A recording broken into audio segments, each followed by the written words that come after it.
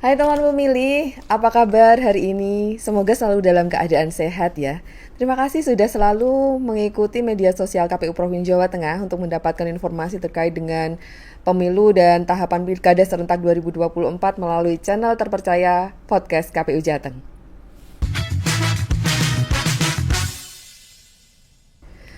Teman pemilih, hari ini merupakan hari yang spesial untuk kita karena podcast KPU Jateng telah hadirkan tamu yang spesial tentunya untuk memberikan informasi terkait dengan perkembangan tahapan Pilkada serentak 2024. Dan tema kali ini tentu saja seru untuk diikuti teman pemilih, untuk itu tetap ikuti. Dan kali ini tamu kita merupakan salah satu anggota KPU Provinsi Jawa Tengah. Beliau adalah Ketua Divisi Hukum dan Pengawasan, Bapak Muslim Aisyah. Selamat datang di podcast KPU Jateng, ya, Bapak. Akhirnya datang juga. Akhirnya datang juga. Senang sekali loh, ya, Bapak bisa hadir ke podcast. Vibes-nya itu selalu ceria, selalu menyenangkan. Meskipun sepertinya berat ya, divisi yang Bapak ampuh. Tapi kan kita udah punya rumus. Seberat apapun pada akhirnya tetap nanti selesai. Selesai kan? Juga.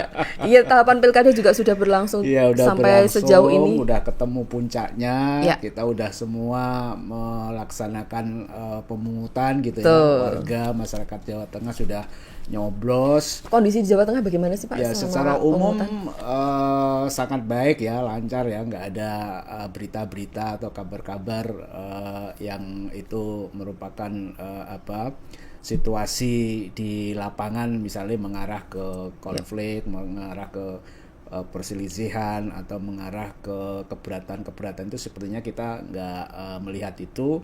Bahkan kalau kita boleh sebut pada hari pemungutan suara itu suasana sangat nyaman ya, sebagian besar justru nggak hujan meskipun ada beberapa kabupaten kota yang hujan gitu ya, tapi itu nggak mengganggu karena di proses pelaksanaan. Cuaca sedang di musim dan secara hujan. kebetulan kan teman-teman penyelenggara udah antisipasi itu semua, sehingga tetap berlangsung sesuai dengan yang kita harapkan gitu.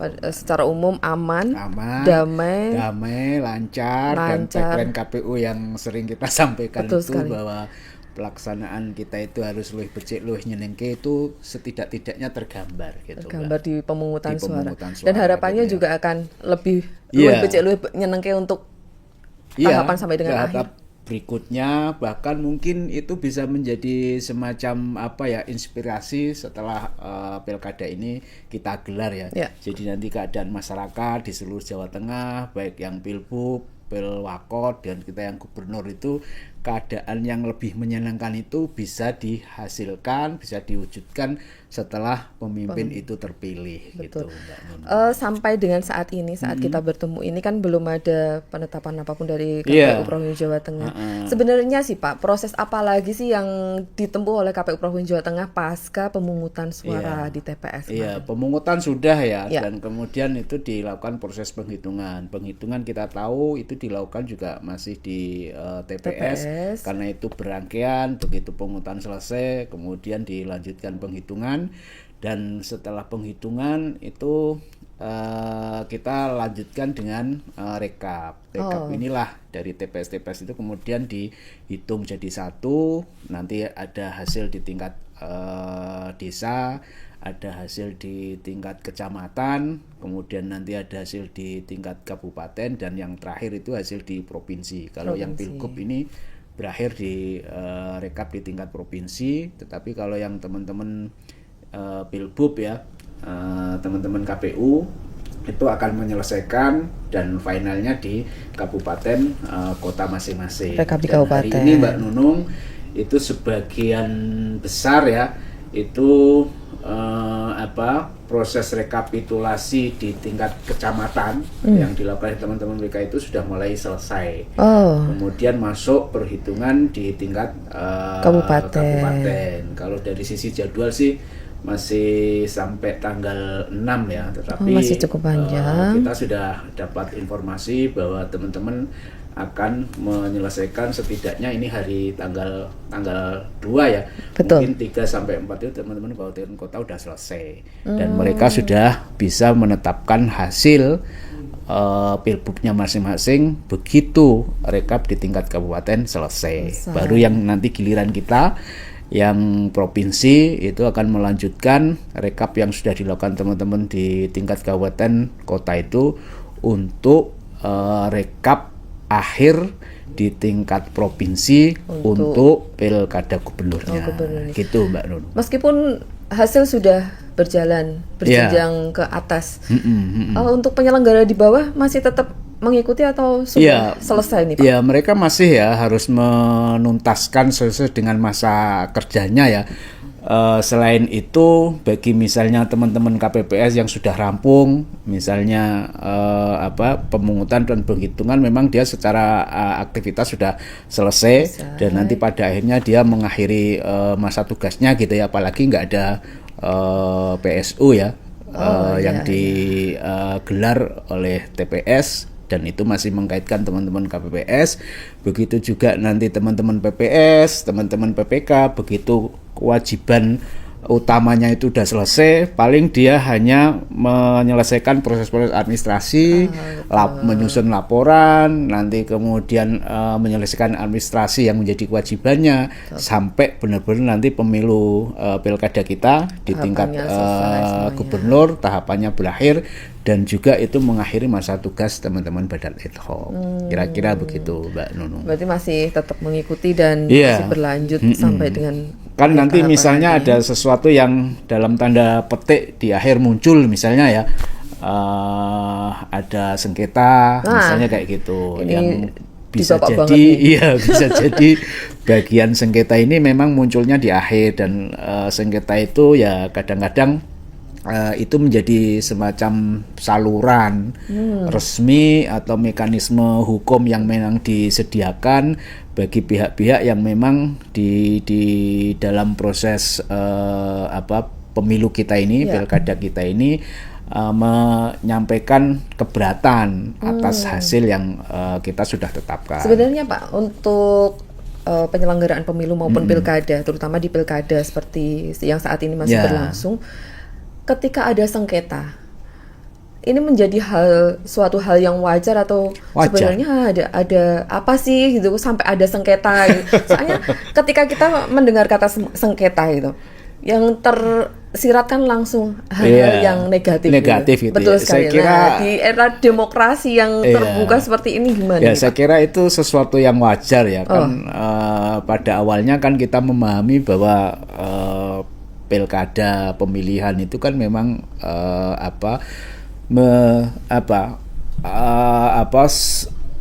ada calon yang diusulkan, calon ini kemudian bersaing untuk menjadi pemenang atau menjadi yang terpilih gitu ya. Tentunya ya. Nah, karena menjadi terpilih itu kan pasti nggak semua. Jadi ada pihak yang kemudian nggak terpilih. Nah, pihak yang nggak terpilih inilah ketika dia merasa berkeberatan atas hasil, maka saluran yang bisa digunakan itu dan itu konstitusional karena diatur oleh hukum kita, itu melalui sengketa. Jadi sengketa itu ya ibaratnya ekspresi ketidaksetujuan, atau dengan bahasa lain merasa keberatan atas hasil yang terjadi, dan itu sah-sah saja, wajar. Seperti yang tadi saya sampaikan, orang berebut itu pasti yang jadi satu, yang terpilih satu gitu ya, pemenangnya satu, maka yang nggak menang, yang nggak terpilih, yang nggak jadi itu punya saluran kalau yang bersangkutan itu merasa keberatan. Karena begitu, pemenang itu nggak semuanya jadi pemenang, pasti harus ada kan misalnya kita kayak gubernur calonnya paslonnya 2 ya, pasti satu yang nanti unggul, yang lain enggak, maka yang lain bisa menempuh keberatannya melalui saluran sengketa ini. Kemudian teman-teman di kabupaten kota ada yang juga paslon yang 2, ada yang 3, ada 4, bahkan ya Mbak Nunung ya, yang calonnya cuma tunggal itu juga ada peluang juga untuk menyatakan keberatan atas hasil yang sudah ditetapkan oleh KPU. Misalnya kita di kabupaten kota ada 3 ya, ada Sukoharjo, kemudian ada Banyumas, ada Brebes, itu kan paslon tunggal. Nah itu pihak kota kosong itu bisa diwakili juga kalau kemudian menyatakan keberatan oleh teman-teman pemantau yang terakreditasi di kabupaten tersebut. Jadi ya itu hal-hal yang wajar aja. Dan kita sebagai penyelenggara ya sudah seharusnya, sudah sepenuhnya bisa mempertanggungjawabkan apa yang sudah diputuskan, dan itu kewajiban kita sebagai penyelenggara, Mbak. Di suatu yang wajar meskipun dalam tanda kutip itu sengketa. Kan ini khawatir ya, wah sengketa ini enggak juga, karena itu apalagi yang justru itu lebih baik ya ekspresi menyatakan keberatan melalui saluran hukum yang ada. Dan kita sebut sengketa itu justru sesuatu yang memang sudah disediakan, dan itu lebih baik daripada menyatakan ekspresi di jalanan atau di ruang-ruang publik yang justru itu nggak akan mengubah apa-apa gitu. Nah, orang bersengketa ya itu kan sesungguhnya hanya soal pembuktian. Yang keberatan itu nanti dilihat keberatannya di persoalan-persoalan apa gitu ya. Kemudian KPU yang sudah menetapkan itu nanti juga punya kewajiban untuk menjawab. Di luar KPU, di luar paslon yang menyampaikan keberatan, itu juga ada pihak terkait, ada Bawaslu juga. Nah, masing-masing ini akan menyampaikan keterangannya, akan menyampaikan apa yang dia punya. Nah, disitulah kemudian dilihat. Sehingga ketika kita menjalani sengketa gitu ya, justru pilihannya itu akan lebih menarik buat kita sebagai penyelenggara. Apa? Kalau misalnya putusannya itu nggak terbukti, kan penyelenggara dengan sendirinya terlegitimasi bahwa apa yang sudah diproses oleh penyelenggara kita KPU gitu ya, kemudian apa yang kita tetapkan itu ternyata ketika diajukan keberatan itu sudah benar, sehingga sehingga kita menjadi semakin terlegitimasi atas proses yang sudah dilakukan. Begitupun kiranya yang mengajukan keberatan kan akhirnya salurannya sudah ditempuh, memang kondisinya begitu, hasilnya seperti itu, mungkin mereka akan semakin yakin bahwa memang dia itu sedang tidak beruntung atau memang hasilnya itu tidak sesuai yang dia harapkan gitu. Itu aja Mbak Nun. Proses tetap berjalan dan gitu. Semuanya harus. Cuman kadang-kadang kan teman-teman penyelenggara itu kita merasa dalam tanda petik gimana gitu ya. Kalau diajukan baru mau saya tanyakan gimana sih Pak rasanya nerima aduan gitu sebagai pihak yang harusnya kita sikapi biasa saja gitu ya. Mungkin ada repotnya gitu ya. Kenapa repot? Karena kita harusnya sudah selesai karena udah menetapkan gitu ya. Tetapi kita harus mempersiapkan jawaban-jawaban, mempersiapkan alat bukti, mempersiapkan cerita gitu ya, atau kronologi peristiwa-peristiwa yang sudah dilaksanakan, terutama ketika itu menjadi dalil oleh paslon yang mengajukan keberatan gitu ya, atau di bahasa simpelnya itu sebagai pemohon. Ya paling kita akan menjelaskan soal itu, dan itu biasa aja. Ibarat di obrolan di masyarakat kan selalu ada kondisi orang bertanya kita menjawab gitu ya. Dan ini di mekanisme ini menjadi seperti resmi diajukan di proses peradilan MK gitu. Orang yang berkeberatan kan sesungguhnya mendalilkan, kita sederhanakan bertanya gitu kan. Nah, kita yang kemudian ditanya sebagai pihak yang termohon atau tergugat katakanlah begitu, itu kita pasti menjawab. Nah, nanti ada pihak-pihak lain di luar kita yang nanti ikut memberikan keterangan. Bawaslu akan memberikan keterangan, terus paslon lain. Paslon lain itu biasanya adalah mereka yang paslon yang dinyatakan unggul atau hasil perhitungnya lebih tinggi, yang nanti pada akhirnya dia ditetapkan sebagai pemenang atau terpilih gitu ya. Pasti dia juga akan memberikan keterangan bahwa kemenangannya itu dilalui dengan proses yang sudah benar.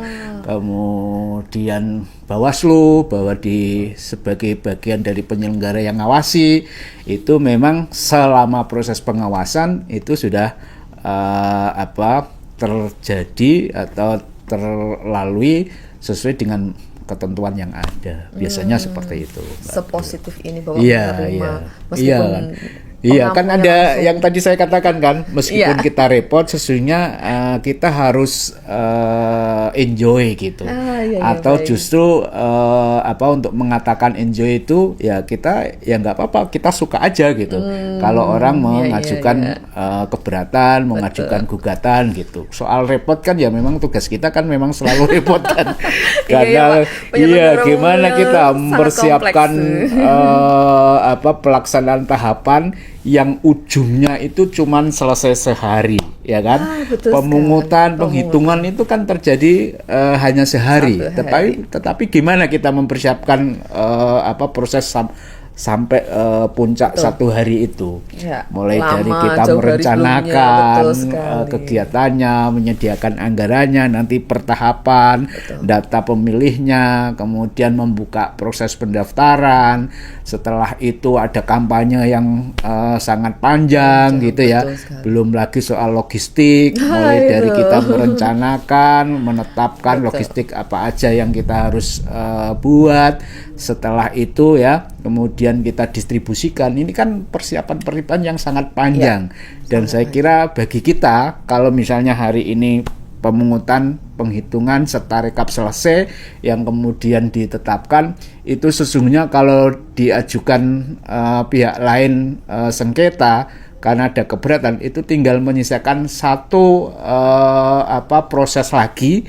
Kalaupun itu dianggap repot, satu tahap kerepotan lagi, tetapi kita harus enjoy, bahkan menyukai kalau seandainya itu dilakukan dan terjadi sama kita. Gitu. Biasanya Pak, aduan terkait dengan sengketa-sengketa itu apa aja sih Pak yang biasa diadukan oleh pihak-pihak yang mungkin merasa perlu mengadukan? Iya, yang pertama itu biasanya memang mengaitkan di proses ya. Paling banyak itu proses di seputar pemungutan dan penghitungan, kejadian-kejadian di lapangan ketika bagaimana pemungutan itu dilakukan, kemudian penghitungan dilakukan, gitu ya. Itu biasanya yang jadi dalil mereka. Kemudian ada pula yang masuk ke wilayah misalnya tahapan data pemilih misalnya ya.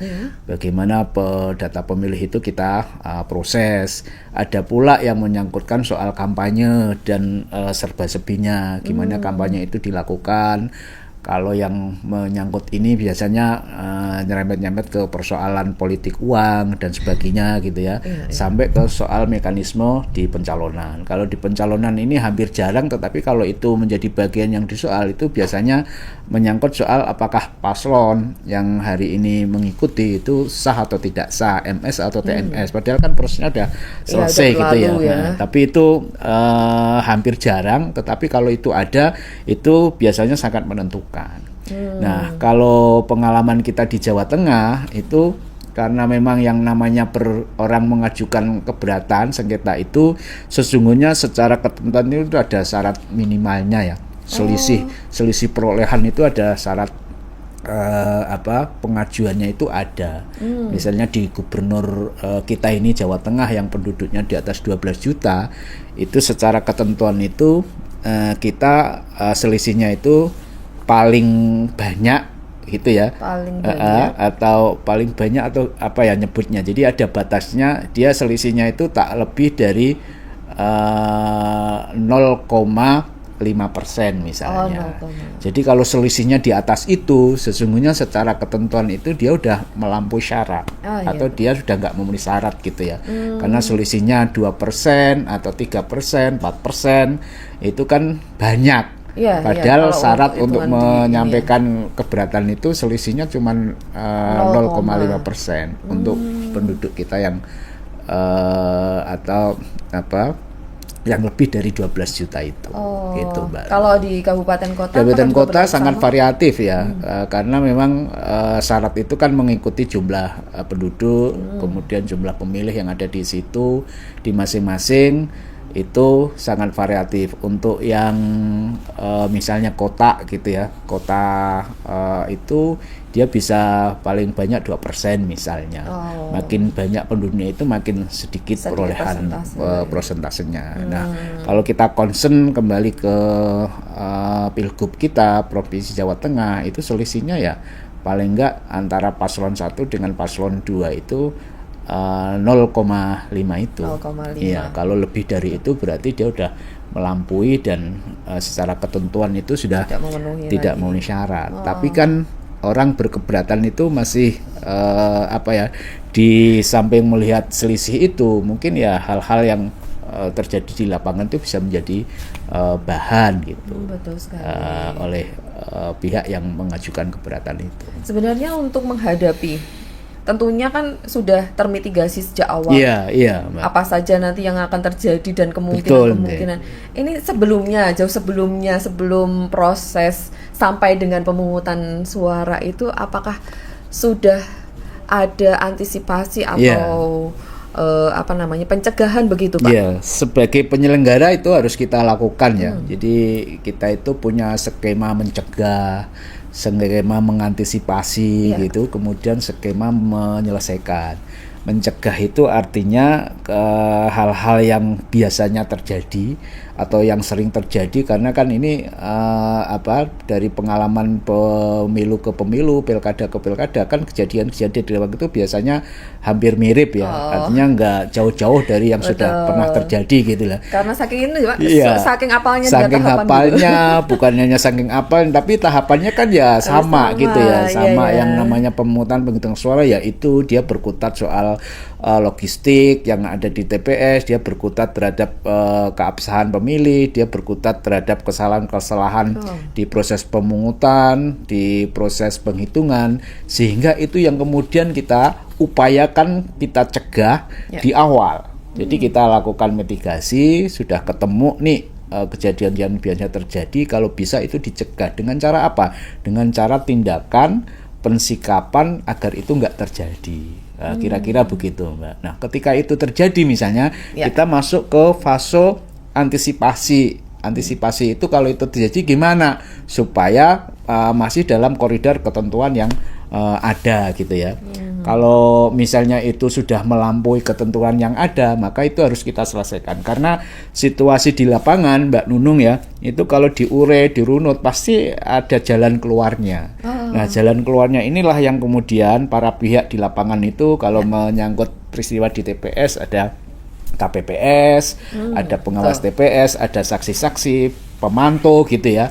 Bahkan ada masyarakat setempat. Itu para pihak ini sesungguhnya sama-sama menyaksikan peristiwa yang terjadi di pemungutan dan penghitungan suara, dan ketika itu diure, maka ada jalan yang bisa ditempuh sebagai upaya penanganan sampai penyelesaiannya. Dan tentu saja sesuai dengan koridor ya, ketentuan yang ada gitu. Kalau itu misalnya nggak bisa, masih ada jalan lain yang bisa ditempuh, misalnya PSU seperti yang terjadi kemarin di Pemalang. Jawa Tengah ada ya, Pak? Jawa Tengah, alhamdulillah hanya ada 2 ya. Meskipun 2 tetap alhamdulillah ya, Pak, artinya itu sudah terjadi penurunan kalau kita bandingkan di pemilu ya 2024 kemarin gitu. Jadi ya meskipun kita harus dalam tanda petik kok sampai terjadi PSU, tetapi itu kalau lihat situasinya memang di luar hal-hal yang diketahui oleh teman-teman petugas di lapangan. Kan seperti yang disampaikan, ada KPPS, ada pengawas TPS gitu. Di Pemalang yang kemudian 2 orang memilih lebih dari sekali gitu ya, di TPS yang berbeda. Kemudian di Karanganyar yang ternyata surat suaranya itu sama, pilbub semua, yang itu diketahui pada proses penghitungan, sehingga memang jalan penyelesaiannya yang tadi saya sampaikan, penanganan dan penyelesaian itu dengan cara PSU itu, dan itu sudah dilaksanakan oleh teman-teman di Karanganyar dan Pemalang. Dan sampai akhirnya bisa direkap sebagaimana tahapan yang ada. Itu Mbak Nunung. Kalau di Jawa Tengah sendiri nih Bapak, Bapak sebagai ketua divisi hukum dan ya, pengawasan sendiri, untuk memastikan prosedur berjalan dengan baik sesuai dengan regulasi, tentunya kan ini juga nantinya efek ke akhir di sengketa ya Pak. Di sengketa untuk memastikan ini Bapak, apa saja upaya yang sudah dilakukan? Saya kira itu kita mulai dari soal SDM-nya ya, kan ternyata banyak hal yang terjadi di lapangan itu menyangkut soal sumber daya kita gitu. Bagaimana rekrutmen itu kita lakukan. Tentu di awal rekrutmen kita punya punya standar tinggi sesuai dengan ketentuan. Itu pasti, tetapi kita ingin mencapai tidak hanya sesuai dengan ketentuan, tapi sumber daya ini harus yang terbaik atau yang bisa diandalkan gitu ya.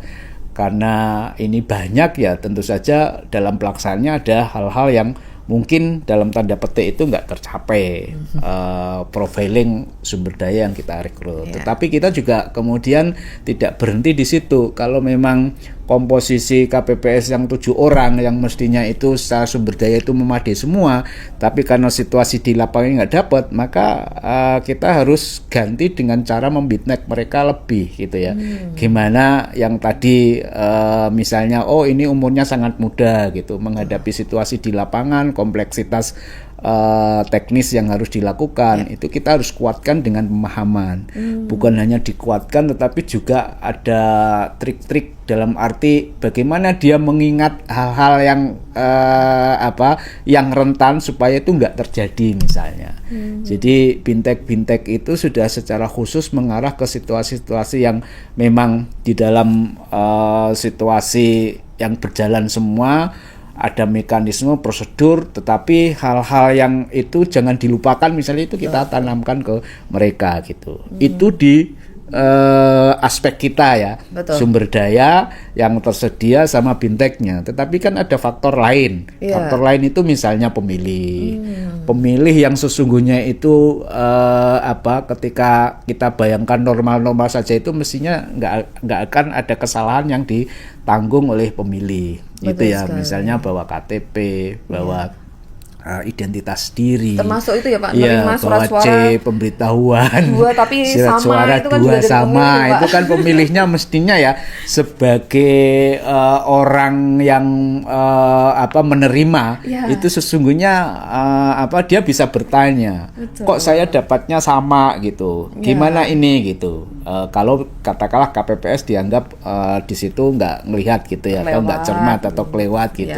Artinya ada situasi yang sesungguhnya itu para pihak di situ itu bisa menyelamatkan. Tapi lagi-lagi memang hal-hal yang kemudian terjadi kalau kita ternyata semua pihak di situ nggak tahu semua ya, gitu. Sampai pada ketika orang memasukkan surat suara kan, itu kalau surat suaranya sama karena ada tandanya kan, ada warna yang membedakan, itu mestinya itu harusnya sudah terketahui. Ternyata kan enggak diketahuinya sampai proses. Nah, yang kayak gini nih itu kan menjadi situasi yang kita nggak bisa elakkan. Terus faktor seperti kejadian di Pemalang itu, ada pemilih yang sudah nyoblos di TPS tempat dia terdaftar, tetapi nyoblos lagi di TPS tempat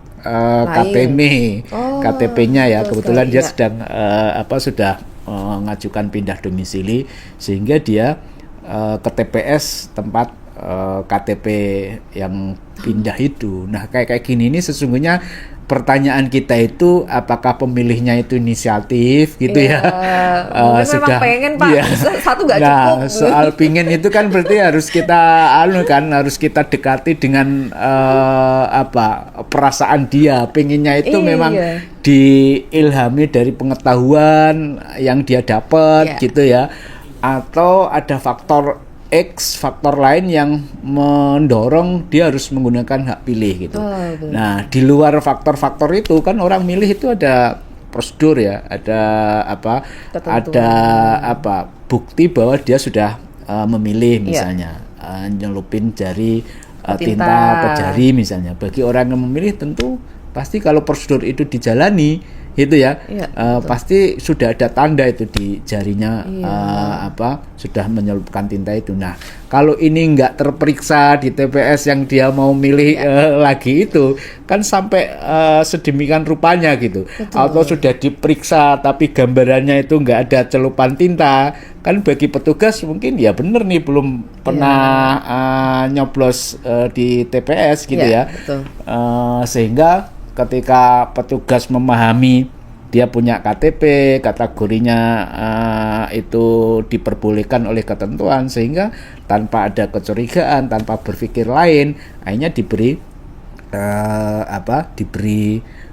waktu untuk memilih. Nah, kalau itu yang terjadi dan pemilih ini sudah pernah milih, berarti kan ada upaya pemilih ini untuk menyamarkan dirinya kan. Iya. Kadang-kadang saya pikir kalau dia udah milih apa dia punya kuku panjang gitu ya, kukunya dipotong sehingga tandanya hilang sehingga petugas kita itu tidak mendeteksi bahwa yang bersangkutan pernah milih. Nah, jadi ada hal-hal lain di luar sumber daya kita, di luar mungkin para pihak yang ada di situ yang memang ternyata bisa lolos begitu mungkin, aja gitu. Kesimpulan dari yang baru saja disampaikan Bapak itu pentingnya masing-masing peran melakukan perannya sendiri. Kalau itu dibahasakan dengan ketentuan, pentingnya semua pihak itu patuh kepada ketentuan yang ada. Ya petugas kita gitu ya, saksi, pengawas TPS, termasuk pemilih gitu ya. Kalau dia patuh bahwa sudah pernah menggunakan hak pilih, kalau dia menggunakan lagi, dan mestinya dia paham bahwa memilih lebih dari sekali itu tidak diperkenankan, tetapi juga mengandung pidana pemilihan. Jadi kalau dia memahami soal ini, dia harusnya berpikir, kalau saya memilih lagi di TPS yang lain atau di TPS yang sama, berarti saya telah melakukan pelanggaran pidana dong di situ. Dan konsekuensinya terlalu berat karena semula dia itu merasa milih itu nggak ada apa-apanya, tetapi kalau kemudian dia tahu itu ada konsekuensi pidananya, kan itu mestinya dia mikir.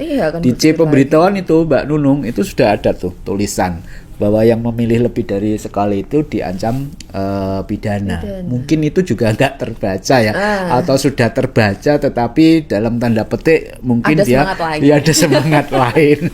Kecuali memang ya udah info yang dimiliki ini boleh milih lagi di sana gitu. Karena di berbagai forum sempat kita dapat pertanyaan seperti itu, Pak, saya ini terdaftar di TPS A gitu ya, TPS B gitu.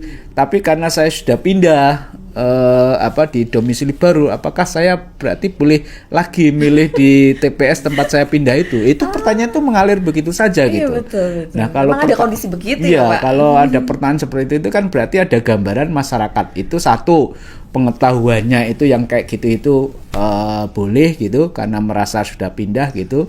Yang kedua mungkin ya bahwa kegiatan ke TPS yang milih mungkin sesuatu yang oleh mereka dalam tanda petik itu bisa aja gitu kan, atau menimbulkan kesenangan. Ini kan mumpung 5 tahunan ya Pak.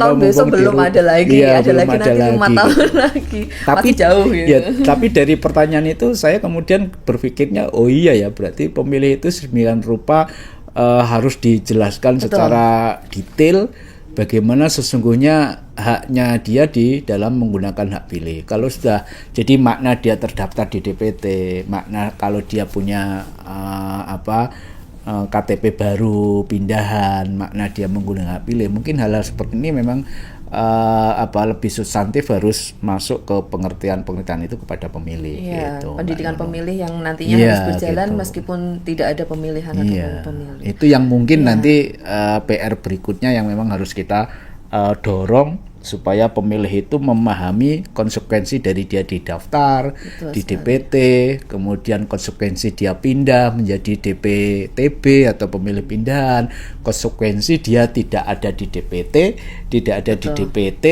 kemudian punya KTP yang itu menggunakan hak pilihnya di TPS tempat domisilinya itu, tapi di waktu setelah jam 12. Mungkin hal-hal kayak gini ini lebih mendetail, mendalam, mereka harus tanamkan supaya paham gitu. Iya, betul sekali. Bapak, seperti yang tadi disampaikan Bapak bahwa proses sengketa ini itu menjadi hal yang formal dan disediakan oleh perangkat hukum yang ada ruang, kita oleh regulasi begitu. KPU Jateng untuk menghadapi semua ini, apakah sudah mempersiapkan hal-hal atau petunjuk teknis bagi kabupaten kota atau jalannya nanti bagaimana? Ya, itu sudah kita siapkan jauh-jauh hari ya, seperti yang tadi saya bilang itu ada upaya pencegahan, ada upaya antisipasi, ada upaya penyelesaian gitu ya. Nah, kalau 3 hal ini sudah kita lakukan dan nanti pada kenyataannya memang ada potensi sengketa, maka hal-hal seperti itu sudah dipersiapkan sejak awal. Di konteks pencegahan, di konteks antisipasi dan penyelesaian itu kita sudah sampaikan kepada teman-teman kabupaten kota sebagai bagian dari persiapan gitu ya. Bagaimana menyusun kronologi setiap kejadian yang ada itu. Bagaimana teman-teman itu tetap harus tertib administrasi, meskipun di pemungutan, di penghitungan, di rekap itu ada kejadian-kejadian yang kemudian harus dihadapi. Seluruh kejadian-kejadian itu harus dicatat, diadministrasikan dengan baik sehingga itu bisa menjadi semacam cerita gitu ya, yang menggenapi seandainya nanti ada gugatan. Bukan hanya cerita, sekaligus sebagai dokumen alat bukti. Gitu Mbak, sehingga ya kita nggak jauh-jauh dari situ, dan itu kita udah sampaikan pada teman-teman kota, ada cerita, ada dokumentasi, dan bagaimana nanti seandainya benar disengketakan itu bisa menjawab secara runtut dan alat bukti yang ada. Jadi tetap dalam kendali dari KPU provinsi kan. Ya kan seperti kita gubernur itu kan kita nggak tahu. Karena pasti yang disoal itu kejadian di lapangan, dan itu merujuk kepada kabupaten, kemudian kecamatan, desa, bahkan TPS tertentu. Disinilah yang kemudian jauh hari kemarin di kesempatan kita koordinasi, rakor, kemudian arahan itu supaya sejak awal itu disiapkan. Bahkan nanti teman-teman itu ya sudah bisa memilih seandainya TPS yang disoal siapa yang harus disiapkan untuk memberi keterangan atau sebagai saksi. Betul. Seandainya itu di tingkat kejadian di tingkat rekap kecamatan, siapa aja yang nanti akan dimintai keterangan gitu ya, atau ditarik menjadi saksi yang menjelaskan, itu jauh-jauh hari kita sudah identifikasi dan teman-teman untuk mempersiapkan. Jadi intinya Mbak Nunung, kalau seandainya gitu ya, semoga enggak, karena kita juga sudah melihat kan perkembangan proses di kita ini. Misalnya kita sampai hari ini belum mendengar teman-teman yang melakukan rekap di tingkat kecamatan itu ada keberatan di sana. Artinya itu berjalan lancar, semua saksi itu tanda tangan gitu ya. Kemudian nanti kita masih menunggu proses yang dilakukan oleh teman-teman di kabupaten, apakah ada petunjuk gitu ya, tanda-tanda bahwa nanti kita akan digugat atau ada pihak yang mengajukan keberatan, sebenarnya bisa kita lihat dari situ gitu ya.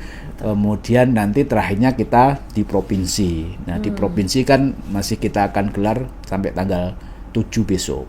7 Desember. Disitulah nanti kita akan resmi melihat apakah pasca kita selesai rekap di provinsi, selesai kita tetapkan, ada waktu 3 hari bagi pihak yang menyampaikan keberatan itu untuk mengajukan permohonan sengketa ke MK. Gitu Mbak Nun. Prinsipnya KPU KPU melayani. Jadi tentunya berkeberatan siap, juga kita layani gitu ya. Apapun prosesnya tetap dilayani. Dan yang terpenting ketika kita diajukan permohonan sengketa itu justru di situ kita harus buktikan bahwa kita itu nggak salah, kita itu benar, kita itu harus bela keputusan yang sudah menjadi ketetapan kita gitu. Jadi posisi ketika kita mohonkan atau sebagai termohon itu posisinya kita membela keputusan yang sudah kita ambil Mbak Nunung gitu ya. Proses sudah disiapkan dengan sebegitu rapi dan tentunya sangat siap untuk menerima. Untuk pelaksananya Pak, SDM-nya, apakah Bapak sudah menyiapkan jajaran KPU untuk menerima, melayani lebih tepatnya ya Pak? Ya saya kira kita udah terbiasa ya, kita pasti nanti akan punya tim yang kita sebut sebagai tim advokasi hukum gitu ya. Nanti ada tim yang kemudian mengidentifikasi persoalan yang dijadikan bahan gugatan, tim yang nanti membuat jawaban gitu ya. Juga tim yang menyiapkan alat bukti dan saksi. Jadi hal-hal seperti itu sudah kita rencanakan. Begitu nanti sengketa itu terjadi gitu ya, itu sudah siap mengerjakan. Bahkan hari ini tim-tim ini kan sudah mulai nih identifikasi persoalan mana aja yang mungkin bisa jadi menjadi bahan gugatan misalnya. Dan sejauh ini hasil pantauan kita ya, karena itu juga akan tercermin di setiap jenjang proses, mulai dari TPS, kemudian dari kecamatan, dari kabupaten, itu yang nanti jadi petunjuk kita untuk di tempat sana lah nanti akan dipersoalkan. Dan itu kita udah siapkan oleh tim-tim di KPU Provinsi Jawa Tengah, Mbak. Kemudian pelajaran apa Pak?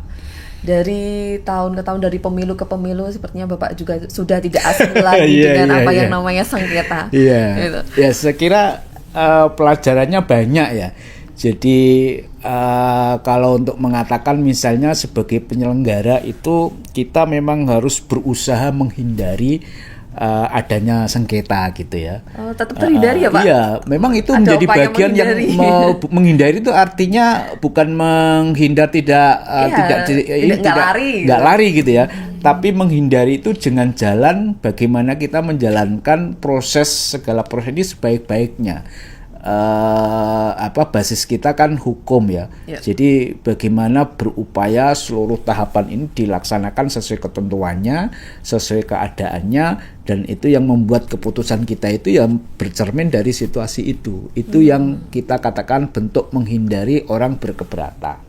Di luar soal-soal teknis itu ya kan kita ada semacam deklarasi yang itu mengikat komitmen para pihak gitu ya. Misalnya deklarasi pemilu damai, deklarasi siap menang siap kalah gitu ya. Secara psikologis kan itu kita lakukan gitu kan. Kemudian upaya doa agar proses pelaksanaannya ini selamat, kondusif, tidak ada yang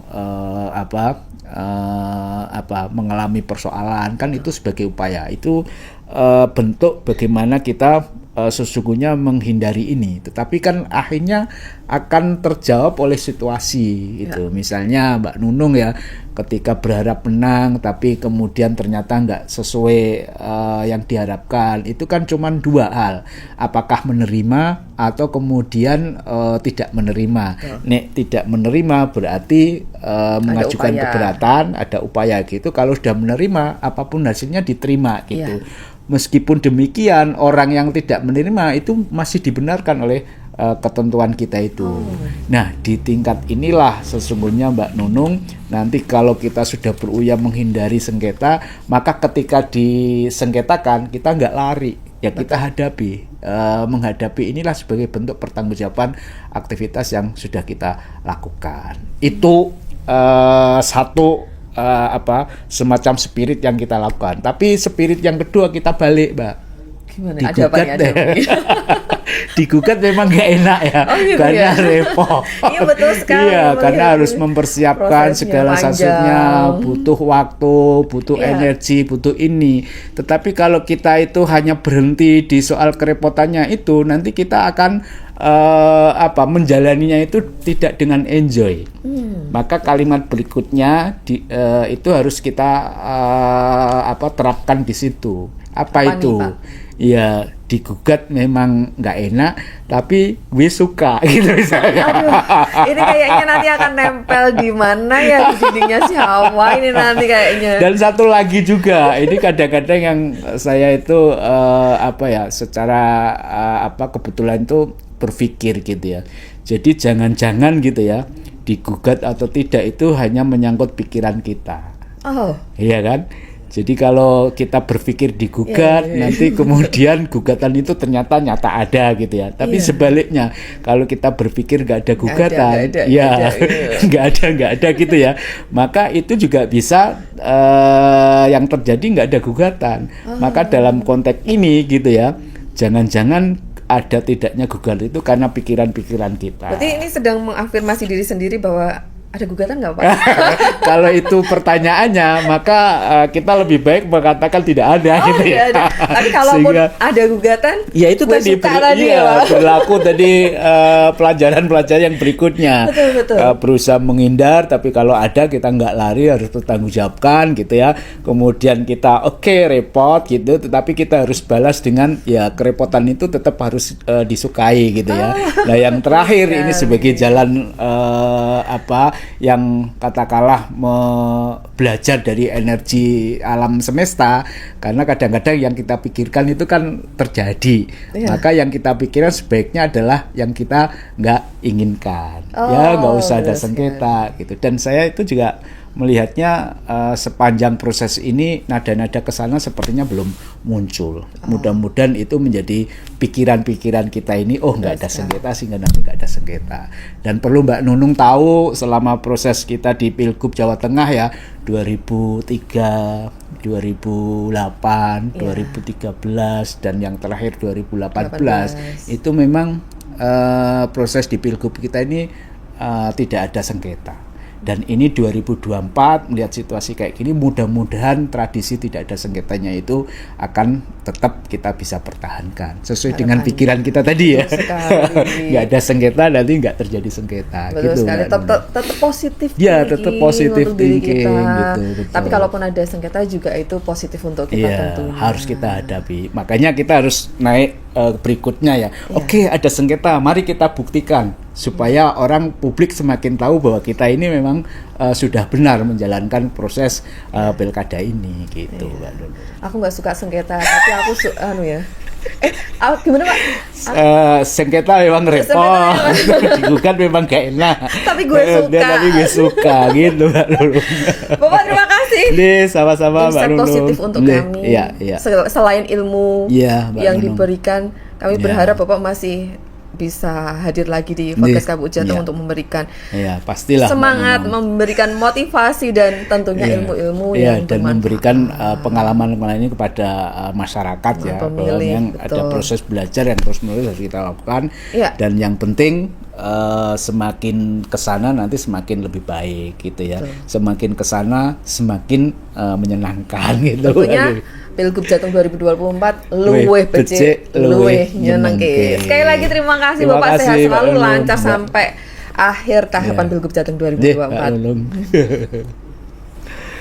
Baik teman pemilih, demikian tadi bincang-bincang kita bersama dengan Bapak Muslim Aisyah, anggota Komisi Pemilihan Umum Provinsi Jawa Tengah untuk podcast KPU Jateng episode kali ini. Jumpa lagi dengan saya Nunung nanti di episode selanjutnya.